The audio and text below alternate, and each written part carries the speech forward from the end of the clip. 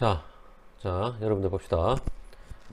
지식 습득의, 발음이 잘 안 되네. 지식 습득의 방법.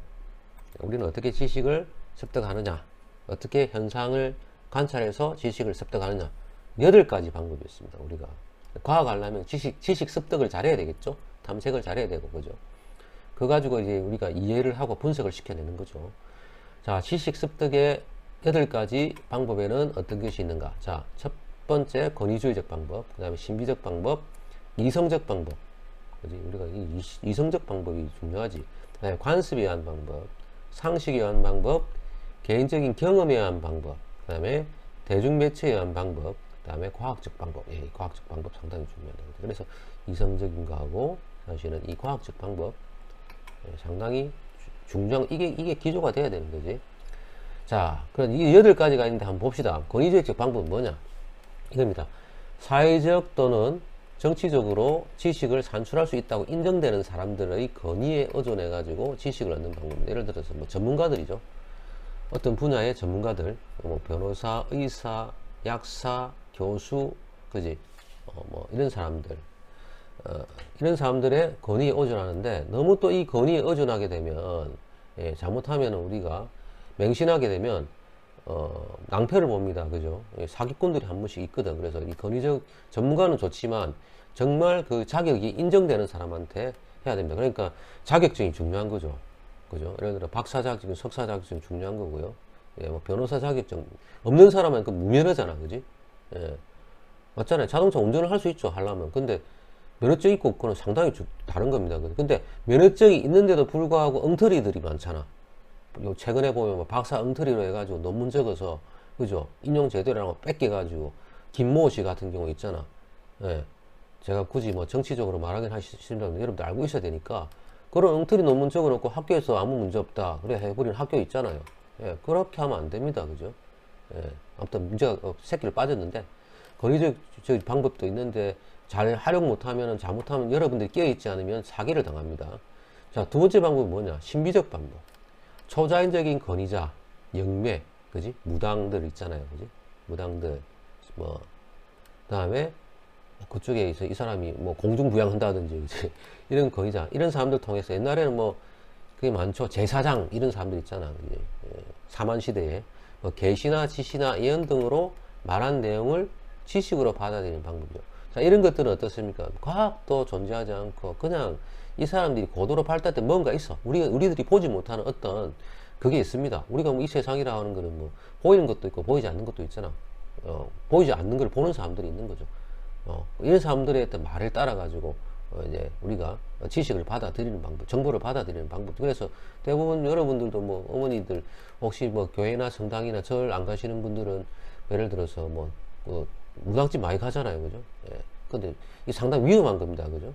미래라고 하는 것은 아무리 그것들 갖다가 뭐 신을 받았다, 예를 들어가지고 계시를 받았다 해가지고 그걸 어떻게 증명할 방법이 없는 거야. 당하기 전까지는, 그죠? 그래서 이런 것들도 여러분들 조심해야 됩니다. 상당히 위험한 것들이죠.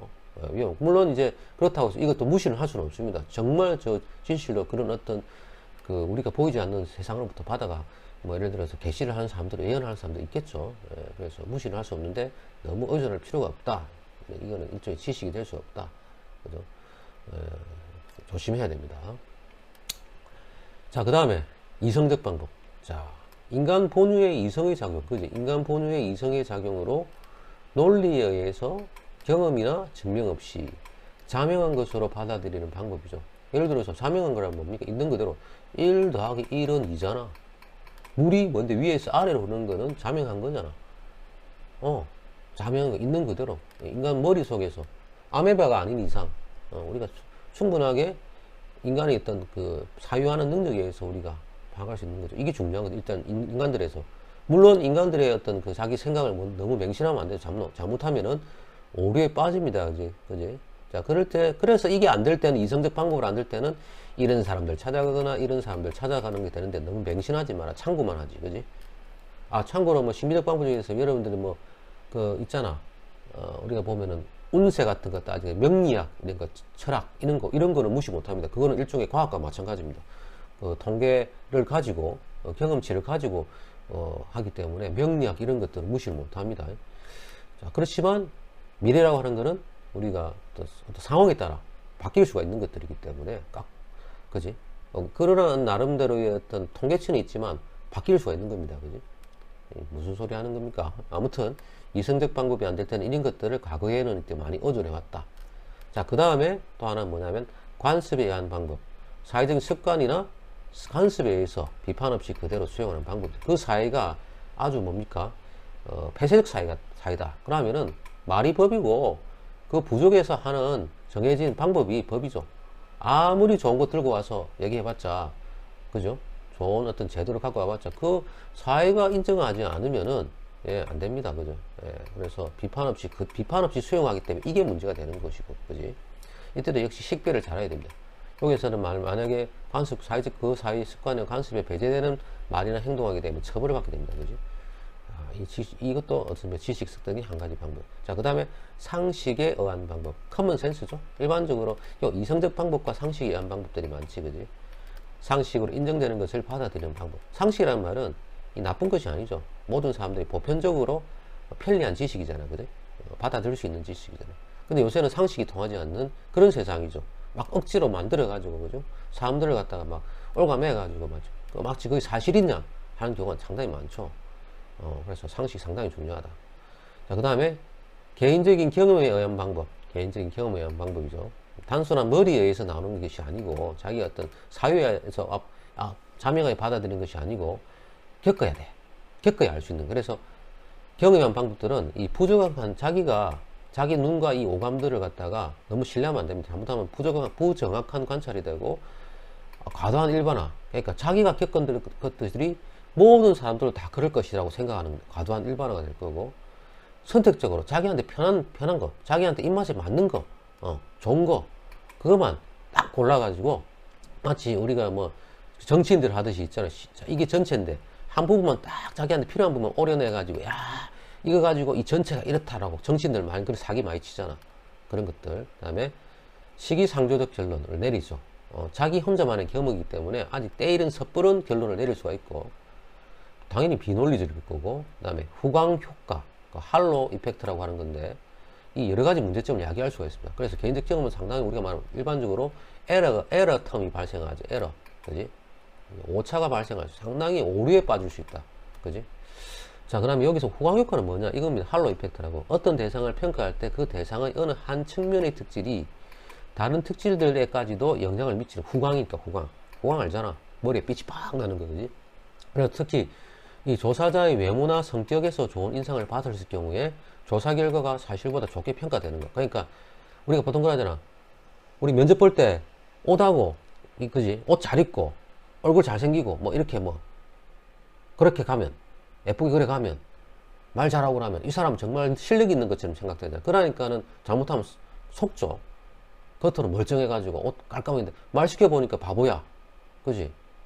자, 그래서 뭐 봅니까? 성적도 보죠. 포트폴리오 보죠. 다 따져봅니다. 그지? 예. 그다음 발표도 시켜봅니다. 그지? 그런데 안 속기 위해서. 그러니까 우리가 일반적으로 뭐 겉으로 멀쩡한 사람들 중에서 이상한 사람들 많습니다. 그래서 그러니까는 뭐 어떤 사람 말할 때도 아무것도 뭐 가진 것도 없는데 막 만들어낸 그 이미지 있잖아. 이미지에 의해 가지고 뭡니까? 그걸 좋게 평가하는 거, 그지? 잘못되게 평가하는 거. 그런 거는 뭡니까? 우리 일반적으로 후광 효과를 받았다 이런 얘기합니다. 그지? 특히 우리가 후광 효과라고 하는 것은 조사 설계, 즉 설문지 설계에서 고려해야 할 겁니다. 예, 이게 왜냐하면은 혹시라도 이 사람들이 설문지를 봤을 때 그 내용 자체가 이 사람들이 어떤 사람에 대해서 우리가 뭐 인지도라든지 인기도를 물어보잖아. 그지? 근데 그 잘못해가지고 그 사람이 좀 너무 포장되어 있는 사람 같으면 그 사람들을 너무 좋게 또 평가할 수 있잖아. 예, 그런 거 설문지 혹시 만들 때 조심해야 된다는 것이고요. 그 다음에 대중매체에 의한 방법. 여러분 잘 알죠? 언론상에 있는 거, 인터넷이라든지, 그 다음에 유튜브라는 거. 다 조심해야 됩니다. 잘못하면 이거 너무 맹신해버리면 우리가 그 잘못된 정보를 특히나 받아들이기 쉽습니다. 공중파 같은 경우, 그죠? 그래서 잘못된 보도가 나오면 정정 보도를 하게 되는 거지, 그지? 조심해. 그래서 조작하는 경우가 많죠. 허위의식을 조작하는 경우, 특히 뭐 조중동 같은 경우 마찬가지잖아, 그지? 그런 것들이고요. 그 다음에 과학적 방법. 아주 우리가 중요한 방법, 이 방법이죠, 그죠? 이론, 가설, 관찰, 일반화의 반복적 과정을 통해, 그러니까 처음에 뭐뭐는 어떻다, 어떨 것이다, 이론, 그지? 어떨 것이다. 기존에 했던 증명된 어떤 원리, 이론. 그 다음에 새로운 게 나오면, 아, 내가 기존에 나왔던 이론을 뒤집기 위해서 또 가설을 세워둔다든지, 이 가설을 갖다가 뒷받침하기 위해서 새로운 데이터가 없는지 관찰을 해서, 이 관찰한 이 결과들이 어떻습니까? 과연 일반적으로 모든 사람들에게 이 사회에 적용 가능한지, 일반화가 가능한지 없습니까? 우리가 검토를 해보잖아. 자, 이런 것들이 항상 반복되죠. 반복대가 이론 관찰 가능한지, 다시 일반화 가능한지, 다시 이게 이론화 가능한지, 이게 반복됩니다. 이 반복적 과정을 통해서 받아들이는 방법이 과학적 방법입니다. 그래서 항상 시간과 역사적 당 사회가 발전할수록 예전에는 옳았던 것들이 사회가 지나면서 뭐 틀린 경우가 많은데, 그렇기 때문에 항상 반복하여 이런 과정을 통해서 검증을 합니다. 그지? 즉, 논리성하고 경험성의 일치적 검증을 통해서 받아들이는 방법이다. 논리성과 경험성, 이론, 이성과 나름대로 겪었던 여러 가지 개인적인 경험들을 뭡니까? 맞는지 틀리는지 자기가 뭡니까? 여러 가지 증거력이 있는 자료들을 가지고 증명을 해가지고, 즉 일치적 검증을 통해서 받아내는 방법이 바로 과학적 방법이고, 우리가 이런 것들을 뭡니까? 추구를 하는 거죠. 자, 그렇습니다. 자,